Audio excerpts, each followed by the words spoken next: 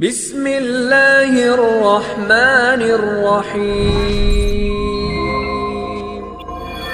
Subscribe now.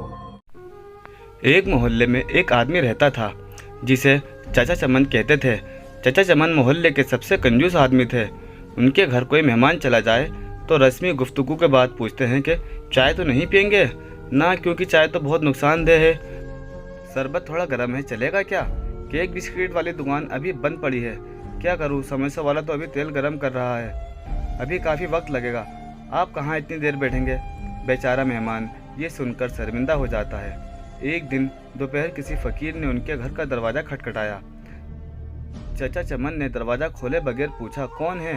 फ़कीर बोला, बेटा मेहरबानी करो, मुझे कुछ खाने के पैसे दे दो, मेरे पास सब्जी है, रोटी खरीद कर खा लूँगा। चाचा चमन बोला, जाओ दफ़ा हो जाओ यहाँ से, मेरे पास पैसे नहीं हैं। कहाँ से ऐसे भिखारी आ जाते हैं मांगने के लिए, खाने से दिल नहीं भरता। चाचा चमन ने बेचारे फ़कीर को खूब बातें सुनाई। फ़कीर मायूस हो गया। आखिर उसकी ज़ुबान से बद्दुआ निकली, अल्लाह तुझे हमेशा खाने से दूर रखे, तो कुछ भी ना खा सके। इतना कहकर वो फ़कीर वहाँ से चला गया। कुछ दिन बाद चाचा चमन के पेट में शदीद दर्द उठा।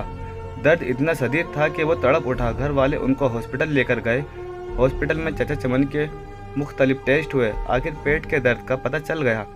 डॉक्टरों ने हिदायत की कि 15-20 दिन तक हॉस्पिटल में ही रहना होगा ताकि मुकम्मल इलाज किया जा सके।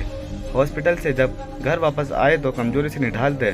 बहुत बुरा हाल था, कोई चीज़ हजम नहीं होती, दही भी खाते तो उल्टी हो जाती। डॉक्टर के पास जाते तो वो कहता कि शायद आपने बदपरहेज़ी की है। टेस्ट करवाते तो सब ठीक आता। दवा बाकायदे से इस्तेमाल करने के बावजूद तबीयत संभलने में नहीं आ रही थी। रंग पीला पड़ चुका था, थोड़ा सा खाने से भी उल्टी हो जाती। चाचा चमन की रातों की नींद उड़ चुकी थी। उनको मौत का खौफ होने लगा। सोचते सोचते उन्हें नींद आ गई।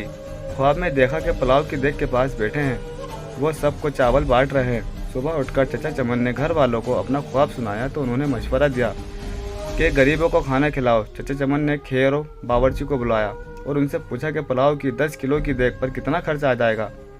बावर्ची ने खर्च बताया तो चाचा चमन 10 किलो की देग पर होने वाले खर्च को सुनकर बड़े परेशान हुए, लेकिन फिर सोचा कि शायद खैरात करने से मैं ठीक हो जाऊं।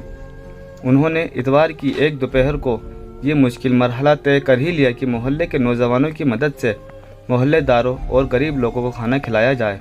चाचा चमन अब काफ़ी पुरसुकून रहने लगे, लेकिन जब उस फ़कीर का ख्याल आता तो वही पेट दर्द शुरू हो जाता। कई दिन ऐसे ही बीत गए।